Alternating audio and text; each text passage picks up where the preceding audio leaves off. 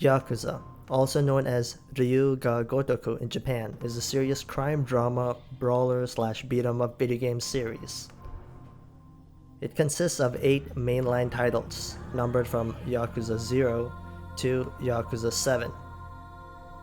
It also has several spin-off games such as Yakuza Ishin, Yakuza Kenzan, Yakuza Dead Souls, the Judgment Side series, Kurohyo 1, and Kurohyo 2. So yeah, it's a pretty big series that's been going on for quite a long time. The main series primarily focuses on Kazuma Kiryu, who starts off as a legendary Yakuza in Yakuza 1. He is well reputed for his time in the Dojima family of the Tojo clan, and earned the nickname Dragon of Dojima. It all led up to some unforeseen circumstances, and Kiryu had to leave that life behind and became a reformed man. But the Yakuza are kind of like the Mafia. You can never really leave that life behind easily. The various Yakuza conflicts within Japan always follow him wherever he goes. Personally, I got into this series with Yakuza 0, which is a prequel to the entire series. It was released in the West in 2017 after Yakuza 5. Yakuza 0 takes place in 1988, and you get to play as Kazuma Kiryu and another character known as Goro Majima, who is a prominent recurring side character in the series. This game got me hooked to this whole series, and one of the main things that really stuck to me are how well choreographed the boss fights are. You see, every boss fight in these games has this huge narrative backstory tied to it. A strong enemy with a unique moveset, and some pretty banging music to go along with it. My most favorite boss fight in Yakuza 0 is the final fight with Keiji Shibusawa. Keiji Shibusawa is one of the 3 lieutenants, alongside Daisaku Kuze and Hiroki Awano of the Tojo clan's Dojima family. He is also the patriarch of his own Yakuza family, the Shibusawa family, which itself is a subsidiary of the Dojima family. Out of all the lieutenants, he was always the one on the sidelines and always was the last one behind, trying to overtake them in power. He is a lot calmer and more rational in comparison to Kuze and Awano. As the final boss narratively, I didn't feel that intrigued at first because he wasn't really that proactive in wanting power, but he gave a good long speech of why he wants to be at the top of the Yakuza and how he wants to be a dragon for the Dojima family. His remark about wanting to be a dragon is a big deal because that's like what this whole series is about. It's called Ryu ga Gotoku in Japan, which means like a dragon in Japanese, and Kiryu is that main dragon of the Yakuza world in this series. What stuck out to me the most with Shibusawa's fight was his dynamic intro. When it comes to the introduction of boss fights, the dynamic intro is probably one of the most intriguing ways to introduce the boss. What makes a dynamic intro is a small cutscene showing Kiryu, or your playable character, clashing with your opponent, and then time slows down with the boss's name and title splashing on the screen. The thing is, not all boss fights in all the games have dynamic intro, but the ones that do make them stand out a lot more for me. The whole point of the bosses in these games are that they are pivotal characters in the story, so making their entrance extravagant is kind of the whole point. In that manner, Shibusawa's whole dynamic intro feels like it sends a message about a fledgling dragon who still doesn't have his tattoo inked in, clashing with an older and more powerful dragon who's already way above him in the Yakuza hierarchy. The way Kiryu just runs into Shibusawa with both of their dragon tattoos seeming like they're facing each other is kinda poetic. The way the fight progresses also matches with the whole theme of 2 similar dragons fighting, because Shibusawa has 2 of the default fighting styles Kiryu has, which are the Rush style and Beast style, along with the optional 4th dragon fighting style. Shibusawa uses his dragon style at the very end since it's like the final form and what it strives to be. And for the cherry on top, the music for this fight gets me so pumped up, and it even has a fitting name. It's called Twin Dragons. I don't think there's a more apt name for it than that. Overall, it was a very hype fight and one I will always remember. On the flip side of this hype fight, there are some emotional rollercoaster fights in the series, like the Yakuza Kiwami 2 final boss fight with Ryuji Goda. Yakuza Kiwami 2 is a remake of the PlayStation 2's Yakuza 2. Kiwami 2 released in 2018 to the West after Yakuza 6. Now back to Ryuji's fight.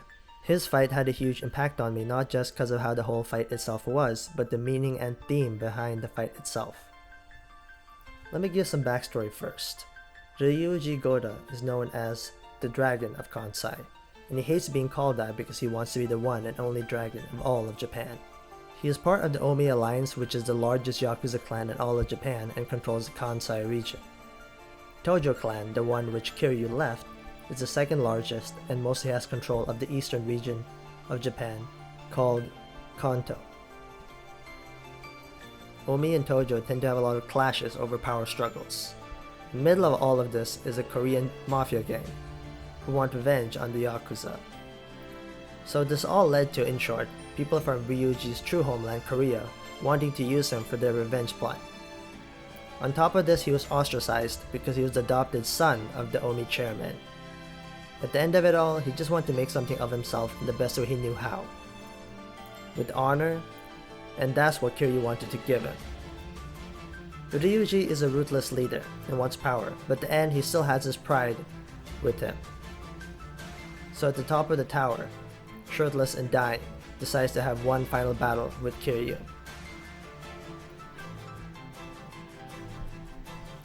This is a very emotional fight because of how Kiryu and Ryuji want to fight to the death in glory. This is made even more prominent with the soundtrack for this particular fight. It's a somber and sad melody. The track is called A Scattered Moment. The first few piano notes themselves strung at my heartstrings when I first heard it. The dynamic intro for this fight is very similar to the Yakuza 0 Shibusawa fight at first glance. Another dragon fighting Kiryu, but Ryuji just wants closure in his life and to get his dream of fighting the dragon of Dojima. This isn't the first time that Kiryu fights Ryuji in this game, and you can see how much differently Ryuji fights. Before this final fight, Kiryu fights Ryuji 2 times. The very first time is actually pretty early in the game. He moves around slowly when he attacks, but puts out very strong punches. In this fight, he only uses his strong fists and kicks. Nothing special, but does make you wary to not get hit by his heavy attacks. Kiryu fights him a second time near the end of the game, but this time he actually uses a katana. This clearly increases the difficulty of the fight since you can't block weapons in this game. If you try to block weapons, you will get hit and take damage all the time, leaving you with the main option of having to dodge his big heavy swings.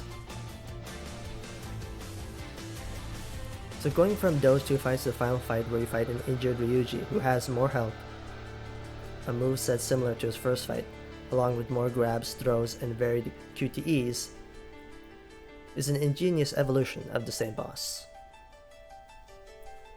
My only gripe with this fight is that it was too short due to his health bar depleting far faster than in his previous fights. Apparently, Ryuji's fight in the original Yakuza 2 is far longer. I guess it would make sense for him to be easier since he's injured, but sad that it wasn't harder and longer, because it is the final boss of the game. Overall, I enjoyed this fight, and the theme for this fight is one of my most favorite in the entire series. These were 2 of my most favorite bosses in the series, but I do believe that even the non-final boss fights are equally as good. And one of them is the second encounter with Daisaku Kuze in Yakuza 0. He's another lieutenant of the Dojima family who you beat once, and he had to sacrifice his pinky for disobeying orders. So he's pissed and tries to take Kiryu by surprise by doing the most crazy and unexpected thing in the sewer tunnel. He rides into Kiryu at full force on a motorbike while swinging around a lead pipe. And one of the things he says well sums up his character. お前に一ついいことを教えといてやる。極道ってのはな、ボクシングとは違え。喧嘩に負けたやつが敗者になるんじゃねえ。最後まで張り続けらんなかったやつが負けるんだよ。ああ？そうだろうが。This signifies how unrelenting and determined Kuze is to beating Kiryu no matter how many times he loses. The dynamic intro for this fight is just a perfect wallpaper shot in my opinion. In Yakuza 0, you actually fight Kuze for a total of 5 times, but it just never gets old.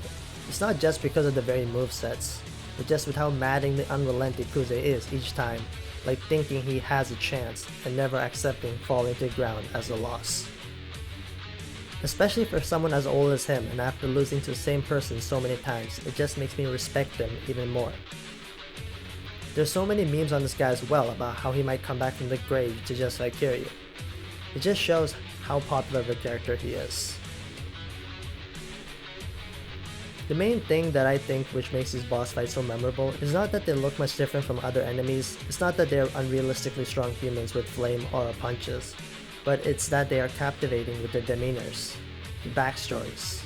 We're given the insane moves to beat them up in flashy ways and interactive cutscenes.